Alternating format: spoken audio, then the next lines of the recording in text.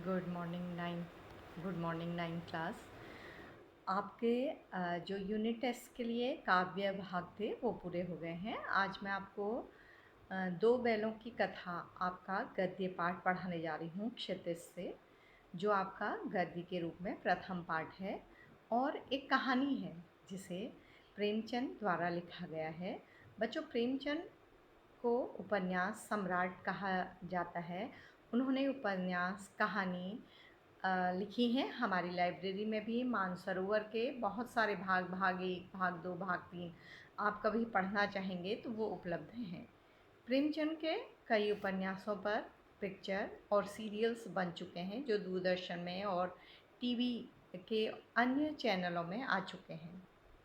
तो उनकी कहानियाँ कफन, ठाकुर का कुआं, पूस की रात बहुत फेमस कहानियाँ हैं।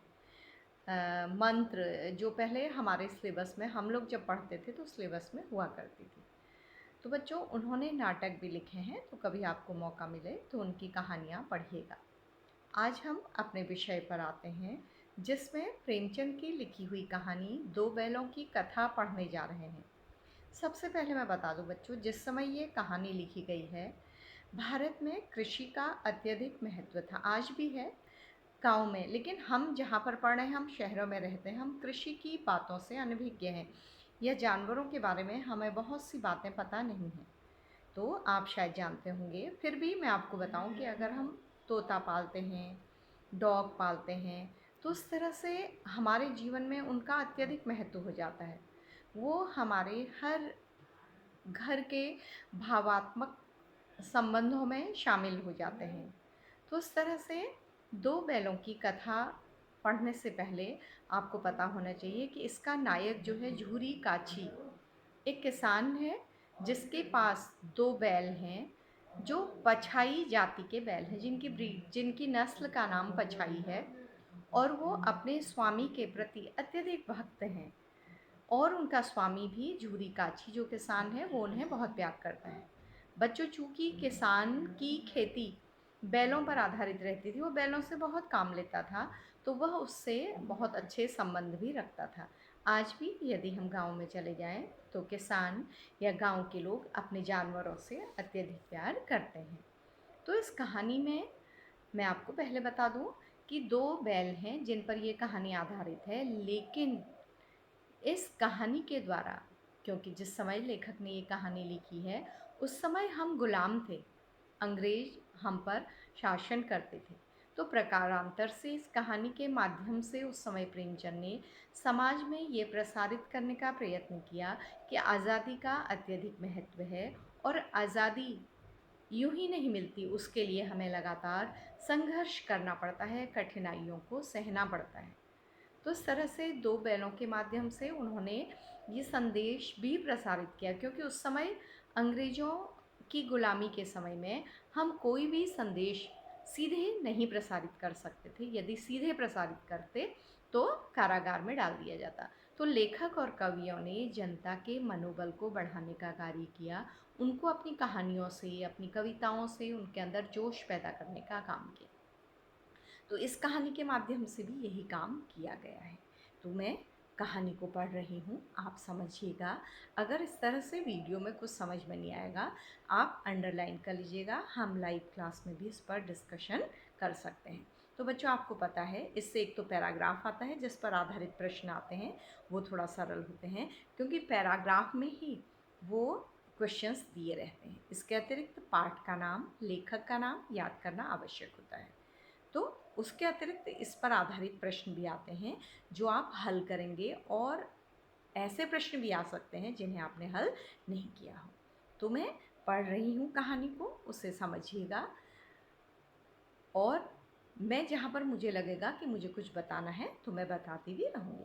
तो पहला पाठ बच्चों, पहले बैलों की कहानी सीधे आरंभ नहीं हुई है। पहले पैराग्राफ में ये बताया गया है कि मतलब भारतीय लोग जो होते हैं वो उस समय अफ्रीका में बहुत कष्टों का सामना कर रहे थे, या उन्हें अमेरिका में आने की इजाज़त नहीं दी थी क्योंकि वो सीधे होते थे। तो सबसे पहले लेखक ने इस पाठ में यही बताने का प्रयत्न किया है कि जानवर यदि सीधा हो, यदि मनुष्य सीधा हो, तो उसके साथ अच्छा व्यवहार नहीं किया जाता। और इसमें जैसे हम एक गधे को बेवकूफ़ की तरह प्रस्तुत करते हैं हमेशा, तो लेखक ने कहा है नहीं, गधा बेवकूफ़ नहीं है, बल्कि उसमें तो ऋषि मुनियों के गुण हैं। ठीक है, तो मैं आरंभ कर रही हूँ। जानवरों में गधा सबसे ज़्यादा बुद्धिमान समझा जाता है। जहाँ मुझे ज़रूरत लगेगी मैं वहाँ पर बताती चलूँगी। जब हम किसी आदमी को परले दर्जे का बेवकूफ़ कहना चाहते हैं तो उसे गधा कहते हैं। कभी कभी बच्चों हम इस नाम का प्रयोग अपने घर में, अपने परिवार में इस तरह से भी करते हैं, तो जो नहीं करना चाहिए। उन्होंने कहा है कि गधा तो हमेशा काम करता रहता है, तो उसकी सहिष्णुता को मूर्खता से नहीं तोड़ना चाहिए। यह उसके सीधेपन, उसकी निरापद सहिष्णुता ने उसे यह पदवी देती है। इसका निश्चय नहीं किया जा सकता। गायें सींग मारती हैं। ब्याही हुई गाय, तो ब्याही हुई का मतलब है जिसका बच्चा हुआ है अभी अभी, अपने बच्चे के लिए वो लोगों को अपने पास नहीं आने देती। गाय तो अनायास ही सिंहनी का रूप धारण कर लेती है। कुत्ता भी बहुत गरीब जानवर है, लेकिन कभी कभी उसे भी क्रोध आ जाता है, किंतु गधे को कभी क्रोध करते नहीं सुना न देखा। जितना चाहो गरीब को मारो, चाहे जैसी खराब सड़ी हुई घास सामने डाल दो, उसके चेहरे पर कभी असंतोष की छाया भी नहीं दिखाई देती। वैशाख में चाहे एक आध बार कुलेल कर लेता हो। वैशाख महीने का नाम है, मतलब उन दिनों गधा बहुत खुश होता है। कहा जाता है बच्चों, वैशाख इसके जन्म का महीना है, तो इस समय ये बहुत खुश रहता है। पर हमने तो उसे कभी खुश होते नहीं देखा है। उसके चेहरे पर एक स्थायी विषाद स्थायी रूप से छाया रहता है। सुख दुख, हानि लाभ, किसी भी दशा में उसे बदलते नहीं देखा। ऋषि मुनियों के जितने भी गुण हैं वे सभी उसमें पराकाष्ठा को पहुंच गए हैं। कहा जाता है कि ऋषि मुनियों को सुख दुख से, उन्हें कोई परेशान करे, उन्हें कोई दुख मिल जाए, कष्ट मिले, कम खाने को मिले, अधिक मिले, तो वे सुखी या दुखी नहीं होते हैं। सुख दुख की भावना को उन्होंने जीत लिया होता है। तो लेखक ने गधे की तुलना किससे की है? ऋषि मुनियों से की है। ये क्वेश्चन भी आ सकता है। ठीक है, कदाचित सीधापन संसार के लिए उपयुक्त नहीं है। देखिए ना, भारतवासियों की अफ्रीका में क्या दुर्दशा हो रही है। क्यों अमेरिका में उन्हें घुसने नहीं दिया जाता?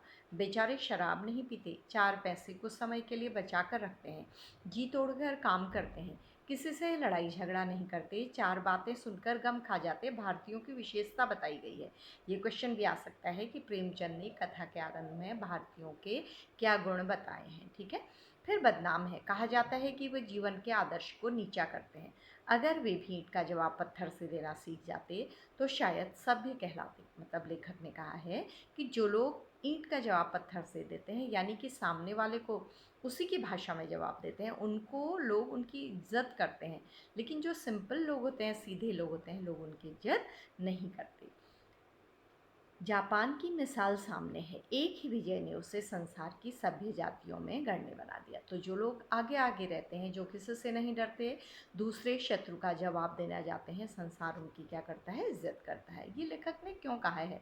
क्योंकि भारतीयों के दबने के कारण ही वो इस समय क्या बने थे? गुलाम बने थे। ठीक है, तो लेखक ने भारतीयों के सीधेपन के प्रति अपनी भावनाएं अभिव्यक्त की हैं। लेकिन गधे का एक छोटा भाई भी है। अब वो बैल की तरफ आ रहे हैं, जो उसे कम ही गधा है, और वह है बैल। बैल का प्रयोग भी बच्चों मूर्खता के रूप में, जो काम करने वाला व्यक्ति नहीं है, आलसी है, उसके लिए किया जाता है कि वह तो बैल हो गया, वह तो बैलों की तरह पड़ा रहता है। इस तरह से प्रयोग किया जाता है। जिस अर्थ में हम गधे का प्रयोग करते हैं, उसी मिलते जुलते अर्थ में बछिया के ताऊ का भी प्रयोग किया जाता है, यानी कि बैल। कुछ लोग बैल को शायद बेवकूफ़ों में सर्वश्रेष्ठ कहेंगे, मगर हमारा विचार ऐसा नहीं है। बैल कभी कभी मारता भी है, कभी कभी अड़ियल बैल भी देखने में आता है, और भी कई रीतियों से अपना असंतोष प्रकट कर देता है। अतः उसका स्थान गधे से नीचे है। मतलब वो गधे की तरह सीधा नहीं है, वो कभी कभी अपने प्रति किए गए व्यवहार का विरोध भी करना जानता है। तो यहाँ पर बताया है। ठीक है, तो लेखक यहाँ पर गधे के स्वभाव की विशेषता बताई है, और फिर भारतीयों की इस भावना के प्रति कि वो सिंपल होते हैं तो लोग उन्हें गुलाम बना देते हैं, इसके प्रति खेद जताया है। और फिर बैल की कहानी में आ गए। इसके पश्चात कहानी मूल रूप से आरंभ हो जाती है। तो झूरी काछी के दोनों बैलों के नाम थे हीरा और मोती। झूरी काछी एक किसान है गांव में रहने वाला, उसके 2 बैल थे। बच्चों, जब खेत में हल चलाते हैं तो 2 बैलों की जोड़ी होती है जिनके कंधे में जुआ रखा जाता है। इस तरह से लकड़ी का औजार तरह का रखा जाता है, जिससे जब ट्रैक्टर नहीं होते थे तो उसी से खेत की जुताई की जाती थी। आज भी छोटे छोटे खेतों में इसी से जुताई या गुड़ाई की जाती है। तो दोनों पछाई जाति के थे। उनकी ब्रीड नस्ल देखने में सुंदर, काम में चौकस, बहुत अच्छे, डील में ऊंचे, बहुत ऊंचे अच्छे बैल थे। कुछ दिनों साथ साथ रहते दोनों में भाईचारा हो गया। जब दोनों जानवर साथ रहने लगे तो दोनों में दोस्ती हो गई। सामने सामने या पास पास बैठे हुए एक दूसरे से मूक भाषा में विचार विनिमय करते थे। विचार विनिमय, बातचीत। दूसरे के मन की बात कैसे समझ जाता था, कह नहीं सकते। मतलब दोनों एक दूसरे के मन की बातों को समझते थे। अवश्य ही उनमें कोई ऐसी गुप्त शक्ति थी जिससे जीवों में श्रेष्ठता का दावा करने वाला मनुष्य वंचित है। मतलब मनुष्य इतना बोलने के पश्चात भी दूसरे की बात को नहीं समझ पाता है, लेकिन वो जानवर होकर भी एक दूसरे की बात को समझ जाते थे। दोनों एक दूसरे को चाट कर उनमें प्रेम को अभिव्यक्त करने के क्या तरीके होते हैं जानवरों में, देखिए ये भी प्रश्न के लिए इम्पोर्टेंट है। एक दूसरे को चाट कर, सूंघ कर अपना प्रेम प्रकट करते थे। कभी कभी दोनों सींग भी मिला लेते थे। आपने जानवरों को खेल खेल में लड़ते हुए भी देखा होगा। विग्रह के नाते से नहीं, लड़ाई, विग्रह माने लड़ाई से नहीं, केवल दोस्तों में केवल विनोद के भाव से, आत्मीयता के भाव से।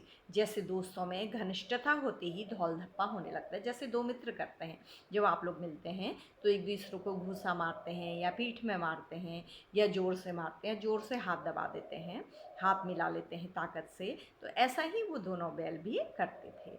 इनके बिना दोस्ती कुछ फुसफुसी, कुछ हल्की सी रहती है। मतलब अगर दोस्ती में फॉर्मेलिटी हो तो दोस्ती बेकार हो जाती है। ठीक है, तो आदमियों की दोस्ती की तुलना किससे की है? बैलों की दोस्ती से, जो बिना बोले भी अच्छी दोस्ती कर लेते थे। जिस वक्त ये दोनों बैल हल या गाड़ी में जोत दिए जाते और गर्दन हिला हिला कर चलते, उस वक्त एक की यही चेष्टा होती कि ज़्यादा से ज़्यादा बोझ मेरी ही गर्दन पर पड़े। बेटा, इसमें एक क्वेश्चन अक्सर आता है कि 2 बैलों में दोस्ती थी, ये किन घटनाओं से पता लगता है? तो देखिए, एक तो एक दूसरे को चाट कर, सूंघ कर एक दूसरे के प्रति प्रेम प्रकट करते थे, एक दूसरे की बातें समझ जाते थे। और जब वो खेत में जुताई करते थे तो वो समझते थे कि ज़्यादा भार मेरे कंधे पर आए। प्रेमचंद को ये लगा है बेटा, उनको देखकर, या उन्होंने कल्पना की है इस तरह की। ठीक है, तो दिन भर के बाद दोपहर या संध्या को दोनों खुलते तो एक दूसरे को चाट चूट कर अपनी थकान मिटा लिया करते थे। इस तरह से उनकी दोस्ती थी। नाद, नाद है जिसमें गायों या बैलों को खाना दिया जाता है। बड़ा सा सीमेंट का बना हुआ एक हौदा तरह का, टब तरह का होता है बेटा। खली भूसा पड़ जाने पर, खली भूसा खाने का सामान पड़ जाने के बाद दोनों साथ उठते। खली होती है बच्चों सरसों के, जब तेल निकाला जाता है उससे जो पदार्थ बचता है ठोस ब्राउन कलर का, और भूसा धान के पेड़ को काट कर या पीस कर बनाया जाता है भूसा। तो दोनों को मिलाकर गायों या बैलों को दिया जाता है। दोनों एक साथ मुंह उठाते और दोनों एक साथ छोड़ भी देते उसे। तो इससे पता लगता है दोनों के बीच क्या थी? दोस्ती थी। संयोग की बात, झूरी ने एक बार गोई को ससुराल भेज दिया। अब कहानी की घटना आगे बढ़ती है कि जो झूरी काछी है किसान, वो एक बार इनको काम के लिए अपने साले के पास भेजता है। साला कहा जाता है बच्चों वाइफ के भाई को। ठीक है, तो उसके पास भेज देता है। तो तब इनका किस तरह का व्यवहार होता है? क्योंकि बैल तो समझ नहीं पाते, वो समझते हैं कि उन्हें बेच दिया गया है, तो उन्हें बिल्कुल अच्छा नहीं लगता। देखिए उसी का वर्णन है। संयोग की बात, झूरी ने एक बार गोई को ससुराल भेज दिया। बैलों को क्या मालूम वे भेजे जा रहे हैं, तो उनको अपने ससुराल भेज दिया। तो उनको क्या पता था कि वो भेजे जा रहे हैं। समझे मालिक ने हमें बेच दिया। उन्हें लगा कि उन्हें बेच दिया गया है किसी और को। अपना यों बेचे जाना उन्हें अच्छा नहीं लगा या बुरा, कौन जाने। पर झूरी के साले गया को घर तक गोई ले जाने में दांतों पसीना आ गया। लेकिन दोनों को ले जाने में इसके जो झूरी काठी था, उसका साला, उसका नाम गया था, उसको बहुत दिक्कत आ गई। दांतों पसीना आ गया, मुहावरा है। पीछे से हाँकता तो दोनों दाएं बाएं भागते। पगहिया पकड़, पगहिया बच्चों रस्सी, आगे खींचता तो दोनों पीछे जोर लगाते। मारता तो दोनों सींग नीचे करके हुंकारते। अगर ईश्वर ने उन्हें वाणी दी होती तो झूरी से पूछते, तुम हम गरीबों को क्यों निकाल रहे हो? हमने तो तुम्हारी सेवा करने में कोई कसर नहीं उठा रखी। अगर इतनी मेहनत से काम न चलता था तो और काम ले लेते। मतलब लेखक कल्पना कर रहे हैं, जिस तरह से वो जाने को तैयार नहीं है गया के साथ, तो लेखक को लग रहा उनके मन में ये भाव आ रहे हैं। हमने तो तुम्हारी चाकरी में मर जाना कबूल था, चाकरी सेवा।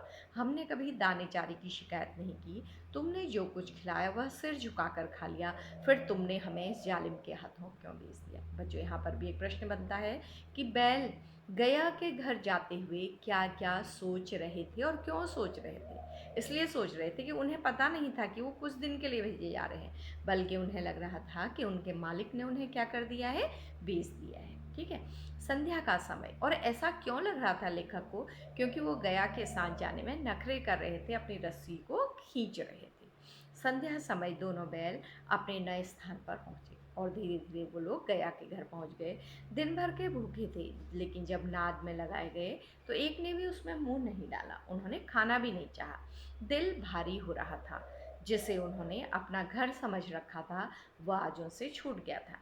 यह नया घर, नया गांव, नए आदमी बेगानों से लगते थे, उसे यहाँ अच्छा नहीं लग रहा था। बच्चों, कभी भी देखिएगा आपके घर में कोई पला हुआ पेट है तो वो दूसरे घर में जाने को बिल्कुल तैयार नहीं होता है। ठीक है।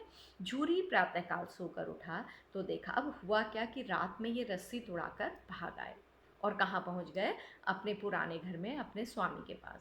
तो देखा दोनों बैल चरनी पर खड़े हैं। तो देखा कि दोनों बैल खड़े हैं, मतलब जहाँ उन्हें बांधा जाता था। दोनों की गर्दनों में आधा आधा गराव लटक रहा है, जिससे पता चल रहा था कि वो रस्सी, गराव मतलब रस्सी को तोड़कर आ गए हैं। घुटने तक पाँव कीचड़ में भरे हैं और कहीं कहीं से दौड़ते हुए आएंगे, उन्हें रास्ता तो पता नहीं है।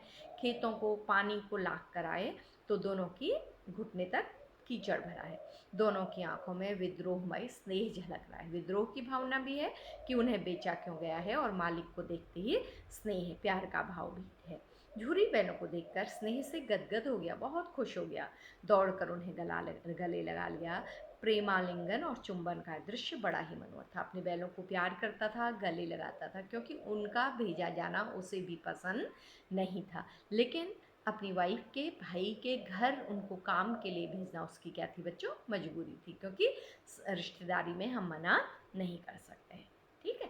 घर और गांव के लड़के जमा हुए, तो जब सब ने सुना, कल सबको पता था गांव में छोटी छोटी बातें भी इधर उधर प्रसारित हो जाती हैं।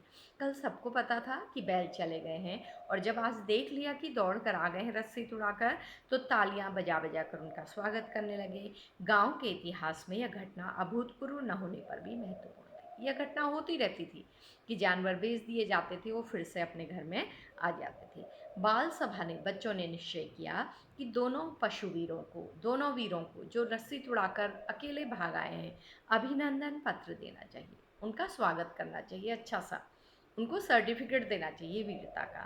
ठीक है। अब अभिनंदन पत्र कैसा था देखिए, कोई अपने घर से रोटियां लाया, कोई गुड़, कोई चोकर, कोई भूसी। तो उनका अभिनंदन पत्र पेपर वाला नहीं था, उन बैलों के लिए वो क्या लाए थे, तरह तरह का खाना। एक बालक ने कहा, ऐसे बैल किसी के पास न होंगे, ऐसे बैल तो कहीं होंगे ही नहीं।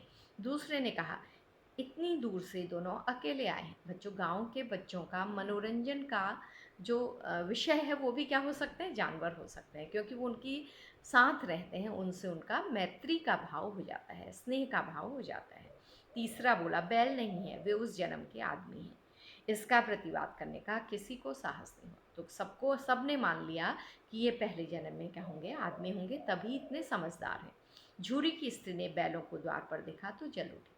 अब झूरी के वाइफ की भाई के पास गए थे तो वो परेशान हो गई। झूरी तो खुश हुआ, लेकिन वो गुस्सा हो गई। कैसे नमक हराम बैल है कि एक दिन वहाँ काम ने किया। मतलब कैसे विश्वासघाती बैल हैं, एहसान फरामोश बैल हैं, जिन्होंने मेरे भाई के घर में एक भी दिन काम नहीं किया। झूरी अपने बैलों पर यह आक्षेप न सुन सका, तो झूरी को खराब लगा। उसने कहा, नमक हराम क्यों है, चारा दाना न दिया होगा तो क्या करते, वहाँ पर खाना न मिला होगा तो क्या करते, इसीलिए दौड़ कर आए। स्त्री ने रौब के साथ कहा, बस तुम ही तो बैलों को खिलाना जानते हो, और तो सभी पानी पिला पिला कर रखते हैं। झूरी ने चिढ़ाया, चारा मिलता तो क्यों भागते। दोनों हस्बैंड वाइफ आपस में लड़ने लगे हैं बैलों को लेकर। स्त्री चिड़ी, भागी इसलिए कि वे लोग तुम जैसे बुद्धुओं की तरह बैलों को सहलाते नहीं, खिलाते हैं तो रगड़ कर जोतते भी हैं। वे दोनों ठहरे कामचोर, भाग निकले। अब देखूं कहाँ से खली और चोकर मिलता है, सूखे भूसे के सिवा कुछ न दूंगी, खाएं चाहे मरें। तो झूरी की वाइफ बहुत नाराज है। वो कह रही मैं आज से इनको खाने को भी अच्छा खाना नहीं दूंगी। क्या दे दूंगी? सूखी घास दे दूंगी। वही हुआ, मजदूर को कड़ी ताकीद कर दी गई। मजदूर से जो खाना देता था उसको झूरी की वाइफ ने कह दिया कि बैलों को केवल भूसा दिया जाए, उनको सजा मिलनी चाहिए। बैलों ने नाद में मुंह न डाला तो फीका, नाद में मुंह डाला तो फीका फीका, न कोई चिकनाहट न कोई रस, क्या खाएं। आशा भरी आंखों से द्वार की ओर ताकने लगे। तो उन्हें लगा कि आज ऐसा खाना क्यों मिला है सूखा। तो उन्होंने उसे खाया नहीं और दरवाजे की तरफ देखने लगे कि अभी उनके लिए अच्छा खाना आएगा। झूरी ने मजदूर से कहा थोड़ी सी खली क्यों नहीं डाल देते वे। तो झूरी को खराब लगा। उसने मजदूर से कहा स्वयं नहीं डाला, क्योंकि वो भी डर रहा है कि वाइफ को नाराज़ करना ठीक नहीं है। उसने अपने सर्वेंट को कहा कि तुम डाल दो उसमें खली, जो मैंने आपको बताया था सरसों के तेल निकालने से जो एक पदार्थ निकलता है। मालकिन मुझे मार ही डालेंगे। चुरा कर डाला ना दादा, पीछे तुम भी उन्हीं की सी कहोगे। तो कह रहे हैं कि अगर मैं डाल दूंगा तो अगर मालकिन डांटेंगी तो आप भी मेरी तरफ बात नहीं करेंगे, तो मैं नहीं डालूंगा। तो बच्चों, इस तरह से आपने देखा कि किस तरह से मालिक और पशु एक दूसरे से जुड़े हुए हैं। और झूरी की वाइफ जो है वो किस लिए नाराज़ होती है कि उनके भाई के घर में उनके सर्वेंट ने काम नहीं किया। आगे देखिए, दूसरे दिन झूरी का साला फिर आया और बैलों को ले गया। वो मारने वाला कहाँ था, उसे काम कराना था, फिर ले गया।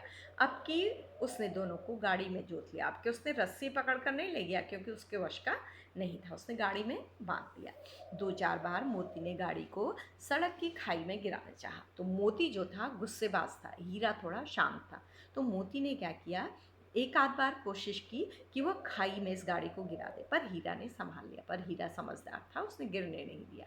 वह ज़्यादा सहनशील था। बच्चों, छोटे क्वेश्चन के रूप में ये भी आ सकता है कि ज़्यादा गुस्सेबाज कौन है, मोती या हीरा? तो मोती है ज़्यादा गुस्सेबाज, याद कर लीजिएगा, ठीक है। संध्या समय पर पहुंचकर उसने दोनों को मोटी रस्सियों से बांधा और कल की शरारत का मजा चखाया। खूब मोटी मोटी रस्सियों से बांध दिया और थोड़ा मारा भी। फिर वही सूखा भूसा डाल दिया। अपने दोनों बैलों को खली चुनी सब दी। अपने बैलों को उसने खूब अच्छा खाना दिया और गया के बैलों को खराब खाना दे दिया, उसका उनका अपमान कर दिया। दोनों बैलों का ऐसा अपमान कभी न हुआ था। झूरी इन्हें फूल की छड़ी से भी नहीं छूता था।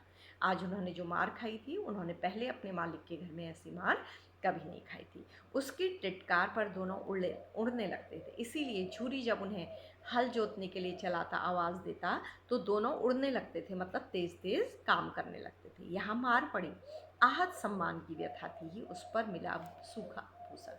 एक तो अपमान हुआ था, उस पर खाने को भी ठीक से नहीं मिला। नाद की तरफ आंखें तक नहीं उठाई, दोनों ने खाना नहीं खाया। दूसरे दिन गया ने बैलों को हल में जोता, पर इन दोनों ने जैसे पाँव न उठाने की कसम खा ली थी। दोनों जो बैल थे वो खेत में काम भी नहीं कर रहे थे। वह मारते मारते थक गया, पर दोनों ने पाँव न उठाया। बहुत मारा उसने, लेकिन दोनों मार खाते रहे, लेकिन पैर नहीं उठाए। एक बार जब उस निर्दयी ने हीरा की नाक पर खूब डंडे बरसाए, तो मोती का गुस्सा काबू से बाहर हो गया। हल लेकर भागा। हल, रस्सी, जुआ, जोत सब टूट टाट कर बराबर हो गया। सब जो यंत्र लगाया था जोतने का, रस्सी, सब टूट गए। गले में बड़ी बड़ी रस्सियाँ न होती तो दोनों पकड़ाई में न आते। तो लंबी रस्सियाँ थी, भाग गए थे दोनों, लेकिन गया ने उन्हें पकड़ लिया। ठीक है। हीरा ने मूक भाषा में कहा भागना व्यर्थ है। मोती ने उत्तर दिया तुम्हारी तो इसने जान ही निकाल दी, अब की मार पड़ेगी। पढ़ने दो, बैलों का जन्म लिया है तो मार से कहाँ तक बचेंगे। मतलब आपस में लेखक कल्पना कर रहे हैं कि वो किस तरह की बातें कर रहे हैं। गया 2 आदमियों के साथ दौड़ा आ रहा है, दोनों के हाथों में लाठियाँ हैं। तो दोनों लाठी लेकर 2 आदमियों के साथ वो उनकी तरफ बढ़ रहा है। मोती बोला कहो तो दिखा दूं कुछ मजा, में भी लाठी लेकर आ। तो मोती ने इशारे में कहा कि वह इन दोनों को भी मार सकता है। हीरा ने समझा नहीं भाई, खड़े हो जाओ, मुझे मारेगा तो मैं भी 1-2 को गिरा दूंगा। नहीं, हमारी जाति का यह धर्म नहीं है। तो हीरा ने उसे समझाया। मोती दिल में ऐंठ कर रह गया। गया आ पहुंचा, दोनों को पकड़ कर ले चला। कुशल हुई कि उसने इस वक्त मारपीट न की, नहीं तो मोती भी पलट पड़ता। उसके तेवर देखकर गया और उसके सहायक समझ गए कि इस वक्त टाल जाना ही मसलहत है, मतलब ठीक है, समय मारना नहीं चाहिए, क्योंकि उन्होंने देख लिया था कि बैल भी किस में है, गुस्से में है। मोती दिल में ऐंठ कर रह गया। हाँ, ये हो गया था बच्चों। आज दोनों के सामने फिर वही सूखा भूसा लाया गया। दोनों चुपचाप खड़े रहे।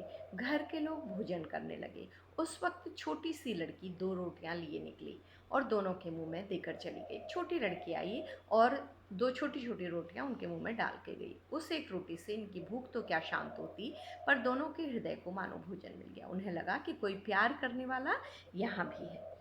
यहाँ भी किसी सज्जन का वास है, कोई अच्छा व्यक्ति यहाँ भी रहता है। लड़की भैरों की थी, उसकी माँ मर चुकी थी। तो लड़की इनके साले की थी, उसकी माँ मर चुकी थी। सौतेली माँ उसे मारती थी। जो माँ थी वो सौतेली थी, इसलिए इन बैलों से उसे एक प्रकार की आत्मीयता हो गई। तो उसे लगता था जैसे बैल और उसकी स्थिति एक सी है। बैलों का भी स्वामी नहीं है और उसकी भी माँ नहीं है। दोनों दिन भर खेत में जोते जाते, डंडे खाते, अड़ते। शाम को थान मतलब उस स्थान पर बांध दिए जाते और रात को वही बालिका उन्हें 2 रोटियां खिला जाती। प्रेम के इस प्रसाद की बरकत थी कि 2-2 गाल सूखा भूसा खाकर भी दोनों दुर्बल न होते, मगर दोनों की आंखों में रोम रोम में विद्रोह भरा हुआ था। वो खाना नहीं खाते थे, केवल लड़की की दी हुई रोटियां खाते थे, लेकिन उनकी आंखों में गुस्सा भरा था। एक दिन मोती ने मूक भाषा में कहा, अब तो सहा नहीं जाता हीरा, क्या करना चाहते हो? एक आध को सींगों पर उठाकर फेंक दूंगा। जानते हो वह प्यारी लड़की जो हमें रोटियां खिलाने जाती है, उसी की लड़की है जो इस घर का मालिक है। वह बेचारी अनाथ न हो जाएगी। तो जैसे दोनों ने मूक भाषा में कहा कि यदि वो मालिक को मार देंगे तो वो लड़की अनाथ हो जाएगी, उसके पिता भी नहीं रहेंगे। तो मालकिन को न फेंक दूँ, वही तो उस लड़की को मारती है। तो उसने कहा कि मैं मालकिन को फेंक देता हूँ, वही उस लड़की को मारती है। लेकिन औरत जात पर सींग चलाना मना है, यह भूल ही जाते हो। बच्चों, इसमें दूसरा क्वेश्चन आता है इस कहानी का, बहुत ही प्रसिद्ध क्वेश्चन है जो कई बार आ चुका है कि इस कहानी में नीति विषयक मूल्य क्या है। पहला आपने पढ़ा था कि हिंसा नहीं करनी चाहिए। दूसरा आ रहा है कि स्त्रियों पर हाथ नहीं उठाना चाहिए। स्त्रियां सम्मान की पात्र होती हैं हमारे समाज में, उन्हें सम्मान नहीं दिया जाता है और जब तक पुरुष उन पर हाथ भी उठाते हैं। तो यहाँ पर यह संदेश दिया गया है कि उन पर हाथ नहीं उठाना चाहिए। हाँ, यह मैं स्वीकार करता हूँ, लेकिन इतनी मोटी रस्सी टूटेगी कैसे? तो दोनों समझते हैं कि रस्सी तोड़ाकर भाग निकलें, लेकिन सोचते हैं कि कैसे निकलेगी। इसका एक उपाय है, पहले रस्सी को थोड़ा चबा लो, फिर एक झटके में जाती है। तो दोनों रस्सी चबाते हैं तो लगता है कि वो निर्णय कर लेते हैं आपस में, सोच लेते हैं कि क्या करेंगे, तो रस्सी को चबाने लगते हैं। रात को जब बालिका रोटियां खिलाकर चली गई, दोनों रस्सियां चबाने लगे, पर मोटी रस्सी मुंह में ना आती थी। बेचारे बार बार जोर लगाकर रह जाते थे। तो वो रस्सी इतनी मोटी थी कि मुंह में नहीं आती, लेकिन दोनों कोशिश कर रहे थे। सहसा घर का द्वार खुला, वह लड़की निकली। दोनों सिर झुकाकर उसका हाथ चाटने लगे। दोनों की पूंछें खड़ी हो गई प्यार में। उसने उनके माथे सहलाए और बोली, खोले देती हूँ, चुपके से भाग जाओ, नहीं तो यहाँ लोग मार डालेंगे। आज घर में सलाह हो रही है कि इनकी नाकों में नाथ डाल दी जाएगी। नाकों में नाथ बच्चों, नाक के बीच में सुराख करके रस्सी बांध दी जाती है, जिससे बैल या जानवर भाग नहीं पाते। आपने ऊंट की नाक में देखी होगी रस्सी, क्योंकि अगर वो भागेगा तो कोई रस्सी को खींचेगा तो उसे बहुत असह्य दर्द होता है, तो वो कभी भाग नहीं सकता है। उसने गराव खोल दिया, पर दोनों चुपचाप खड़े रहे। मोती ने अपनी मूक भाषा में पूछा, आप चलते क्यों नहीं? हीरा ने कहा, चलें तो, लेकिन कल इस अनाथ पर आफत आ जाएगी, सब इसी पर संदेह करेंगे। सहसा बालिका चिल्लाई, दोनों फूफा वाले बैल भागे जा रहे हैं। ओ दादा, दोनों बैल भागे जा रहे हैं, जल्दी दौड़ो। तो लड़की ने समझा कि ये नहीं भागते, तो उसने ऐलान कर दिया कि ये भागे जा रहे हैं ताकि बैल भाग पाए। तो बच्चों, आज मैं इतना ही पढ़ा रही हूँ, इसको ध्यान दीजिएगा, इसमें से कोई भी प्रश्न आ सकता है। तो ये मैंने अर्थ सहित इतना पढ़ा दिया है। अगला फिर अगली क्लास में। Thank you class, thank you बच्चों।